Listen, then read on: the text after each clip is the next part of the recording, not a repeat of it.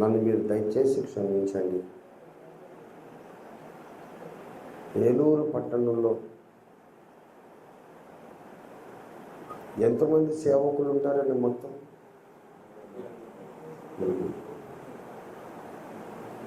ఎన్ని సహవాసాలు ఉంటాయి? పాస్టర్ల ఫెలోషిప్లు ఒకటే ఉందా? అన్నీ ఒకటైపోయింది. ఇప్పుడు నేను ఇక్కడికి వస్తున్నట్టు వీడికి తెలియదు. నేను బాప్టిజం ఇవ్వాలి, ట్యాంక్ రెడీ చేయి మనవడా అని ఫోన్ చేస్తే, వస్తున్నావు తాతయ్య నాకు తెలియదు అనేసి. ఎందుకు తెలియదురా? మీరందరూ పాస్టర్లు ఒకరితో మాట్లాడుకోరా?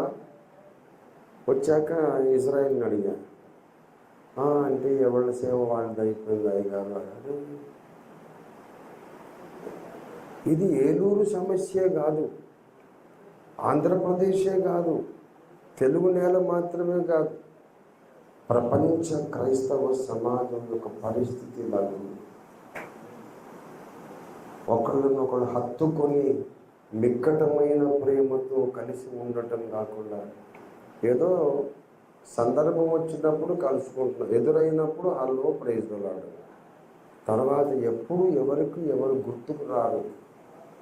ఎవరి కుటుంబాలు వాళ్ళది, ఎవరి సేవ వాళ్ళది. మాటి మాటికి పలకరించాల్సిన అవసరం ఏముంది అనుకుంటున్నాము. అందుకే మన నోట్లోంచి వచ్చే బాంబులన్నీ తుస్సుమని తడిసిపోయిన దీపావళి బాంబుల్లాగా పేరుకుంటున్నాయి. మనం శక్తివంతులమవుదాము.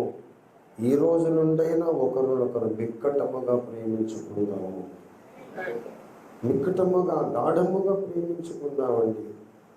ఈ మధ్య ఎన్నో ఆకస్మిక మరణాలు వింటున్నాం, చూస్తున్నాం. రేపు పొద్దున ఆ లిస్టులో మనం ఉండొచ్చు. వచ్చే నెల మళ్ళీ సేవకుల మీటింగ్ దాకా నేను గ్యారంటీగా ఉంటానని మనం ఎవరైనా చెప్పగలమా? ఉంటే దేవుని దయ, ఆయన తీసుకుంటే నోరు మూసుకొని పోవాల్సిందే. ఆయన వచ్చేయమని పిలిస్తే ప్రేమ లేని వారిగా వెళ్ళిపోదామా? ఒకళ్ళ మీద ఒకళ్ళు ఏదో ఒక స్పర్ధ పెట్టుకున్న వాళ్ళుగా వెళ్ళిపోదామా? సహోదరులను పట్టించుకోని వాళ్ళుగా వెళ్ళిపోదామా? నీ నోట్లో నా వాక్కు పెట్టావురా, ఆ వాక్కునే నీవు అసలు నిర్వీర్యం చేశావు అనే నేరాన్ని మోస్తూ వెళ్ళిపోదామా?